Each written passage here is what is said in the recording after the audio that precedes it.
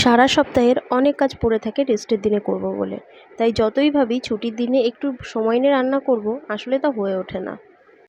আজ একটু অন্যরকম কিছু খেতে মন চাইছিল, কিন্তু রান্নাঘরে বেশি সময় কাটানোর ইচ্ছাটাও ছিল না। তাই সংক্ষেপে বানিয়ে নিলাম মশালা কর্ন রাইস। কিছুই না, কিছুটা কর্ন, একটু পেঁয়াজ, একটু টমেটো কুচি আর সামান্য একটু কাঁচা লঙ্কা, ব্যাস। প্রথমেই কড়াইতে একটু তেল গরম করে নিলাম, আর তার মধ্যে দিয়ে দিলাম একটু জিরেটা 5 সেকেন্ড মতো ভেজে তার মধ্যে সব সবজিগুলো দিয়ে দিলাম।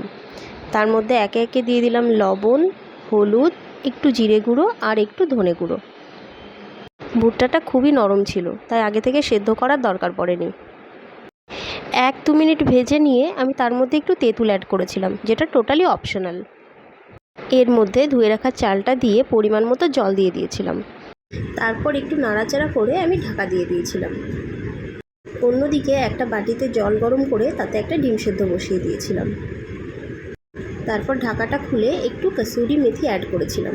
এর বদলে তোমরা ধনেপাতাও অ্যাড করতে পারো, বা কিছু না দিলেও চলবে। তারপর একটু মিশিয়ে দিয়ে আবার ঢাকা দিয়ে দিয়েছিলাম চালটা পুরোপুরি সেদ্ধ হওয়ার জন্য।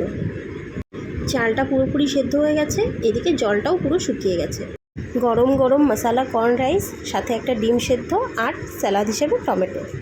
সত্যি বলছি, অসম্ভব টেস্টি হয়েছিল, আর সাথে হেলদি তো আছেই। তোমরা সকলে অবশ্যই ট্রাই করো, আর কেমন লাগলো আমাকে জানিও।